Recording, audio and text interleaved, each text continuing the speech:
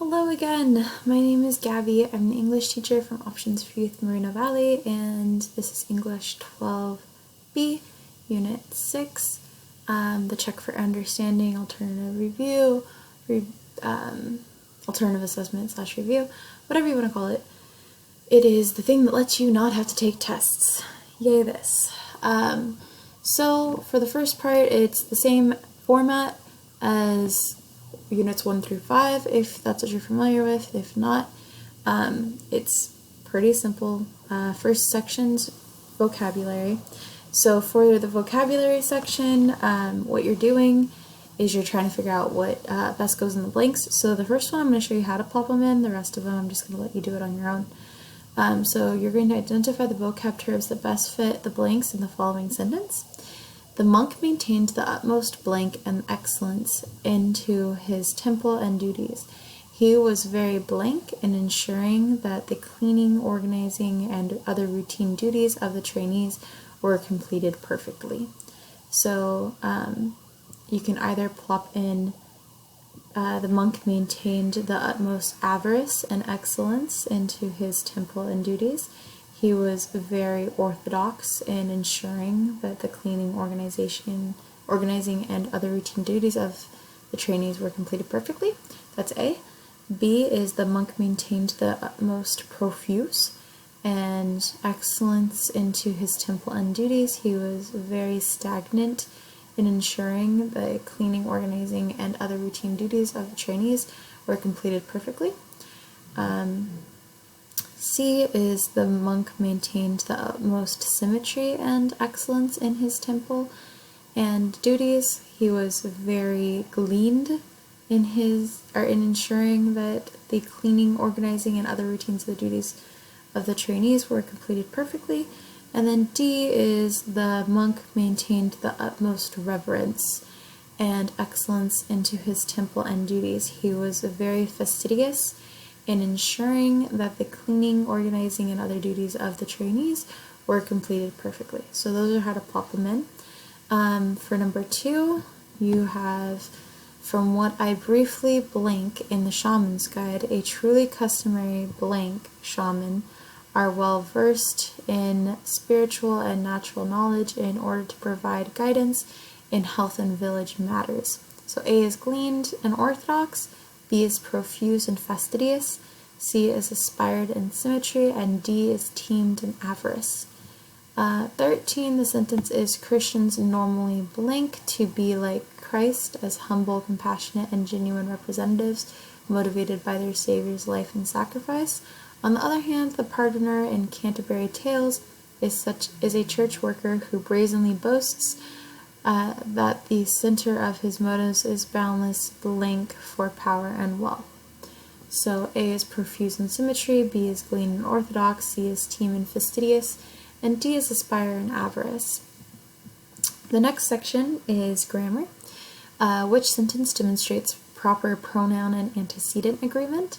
So if you listen to the beginning of Unit 6, I did go over that a little bit, so here are your options.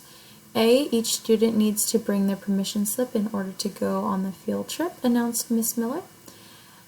B, neither Benjamin nor Veronica did her homework for economics today. D, either Jeffrey or David can bring his truck so that we can load the heavier camping gear into it. Or D, the students and staff cheered loudly for his or her high school football team. 5, which sentence has an error with subject-verb agreement? I apologize ahead of time if I read these wrong. It's in my bones to correct them. The engineers and Dr. Stephen agrees that the best solution is to restart the core reactor. B, the children were jumping and playing happily in the backyard. C, Clark types his report faster than any person I know, boasted Lyle. And D, neither Billy nor Jeffrey wants his picture are in the updated office directory. So that's grammar. Next is general concepts review for section 3. So you're going to match up the terms with the respective poem type. So A is lyric poem, B is narrative poem, C is ode, D is elegy, and E is sonnet. A solemn and formal poem about death. The speaker mourns the passing of a person or ideal, like a loss of childhood innocence. 7, a poem with a plot that tells a story. It features the plot chart with exposition, climax, and resolution. 8, a serious, emotional poem that honors a person or thing as the speaker directly addresses the subject. 9, a poem, 14-line poem with a formal structure, specific meter, and rhyme scheme. 10, a poem that expresses the personal and powerful thoughts, feelings, and observations of a speaker. 11, which of the following is not an ideal held by English Romanticism?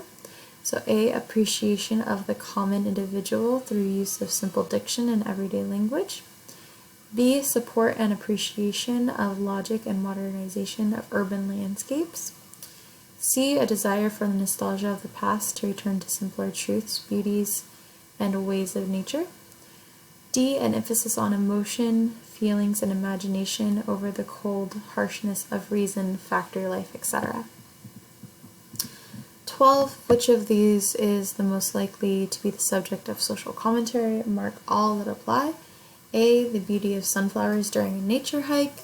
B, a discussion about the upcoming works of a YouTube celebrity. C, people's addiction to electronic devices instead of being present in the moment. Or D, a discussion and breakdown analysis of e-gaming sports event. Sorry, my throat is getting chapped. Okay, so next we're going to read The World is Too Much With Us by William Wordsworth. Then answer the questions that follow. Keep in mind, Wordsworth wrote this poem in response to the rapid industrialization and urbanization that was going on in that time. So remember, industrialization just means everything's going into factories, everything's becoming mechanical. Urbanization is that everything's becoming more like the city. So if you know me, you know that I like to read the questions first because I want to know what I'm looking for. So Wordsworth's poem conveys powerful emotions through close observations of the world in almost a musical poetic style. Based on these features, what type of poem is this? An elegy, a lyric poem, epic poem, or a ballad? Which of the following philosophical assumptions is important to this poem? A, the romantic's loss of faith in reason and science. B, the romantic interest in the return to the past and nature in nostalgic perspective. C, the romantic interest in celebrating the power of the individual or the common person. D, the romantic idealization of children's innocence over corrupt adulthood.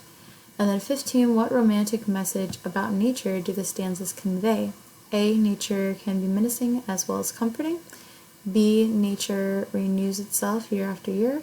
C, nature is the best teacher. Or D, nature aims to destroy all the progress of mankind. So it looks like that's all the poems about, or all the questions about the poem. So let's go on and read the poem. The world is too much with us, late and soon. Getting and spending, we lay waste our powers. Little we see in nature that is ours. We have been given our hearts away, a sordid boon. This sea that bears her bosom to the moon, the winds that will be howling at all hours, and are upgathered now like sleeping flowers. For this, for everything, we are out of tune. It moves us not, great God, I'd rather be a pagan suckled in a creed outworn, so I might, standing on this pleasant lea, have glimpses that would make me less forlorn, have sight of Proteus rising from the sea, or hear old Triton blow his wreathed horn. So then you answer those 3 questions, and then we'll move on to the sound devices. So what sound devices are being displayed in the following lines of the poem? So there's alliteration, consonants, assonance, and slant rhyme. 16, this sea that bears her bosom to the moon. Is that A, B, C, or D? 17, or hear old Triton blow his wreathed horn. I'm guessing there's a reason why those O's are all capitalized. So you just have to match those. What type of figurative language is being demonstrated in the following lines of the poem? So remember there's personification, metaphor, simile, idiom, and onomatopoeia. I do have a video on figurative language, and that is in the miscellaneous section. 18, the winds will be howling at all hours. 19, the winds and our upgathered leg now like sleeping flowers. And then 20, the sea that bears her bosom to the moon. And you can repeat on that. And then that's all for Unit 6. Next we'll be working on Unit 7. Let me know if you guys need anything. Other than that, I will see you for Unit 7.